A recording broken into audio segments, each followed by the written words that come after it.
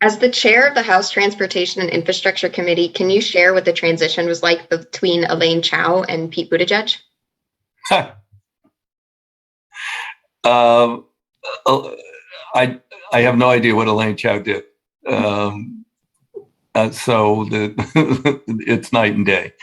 I mean, she did. I mean, I know some of the things she didn't do. I mean, there was an environmental impact statement sitting on her desk for 2.5 years to do the new tunnels under the Hudson. If one of those tunnels goes, we're going to see massive road jams in the Northeast corridor and tremendous economic impact nationally.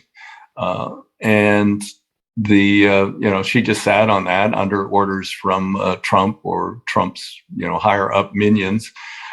She was just filling up space. I mean, she's Mitch McConnell's wife, and therefore she was rewarded with that job. And Mitch McConnell did very well with discretionary grants out of DOT. So now we've got Pete Buttigieg. He's smart.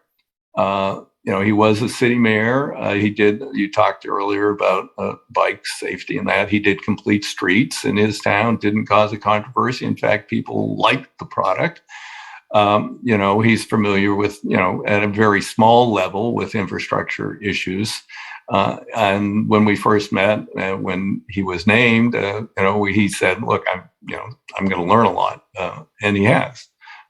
He's a very smart guy. He's learned a lot. And he's also, he's very politically astute. We were having a huge fight over Christmas. The telecom industry wanted to turn on 5G, and they had withheld all the data. The airline industry, the manufacturers said, we think that it's going to affect avionics to the point where we're not going to be able to fly planes in limited visibility. We're going to have, which would mean that, you basically about half the traffic or more than half in the US would be grounded.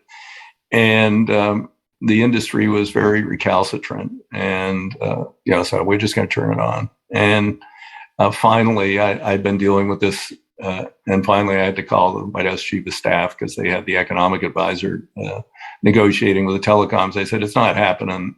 You need to put more juice into this. And he put the secretary, Secretary Buttigieg, in charge, and he got a 6-month agreement out of the telecoms. I mean, what we're going to do longer term, I still don't know.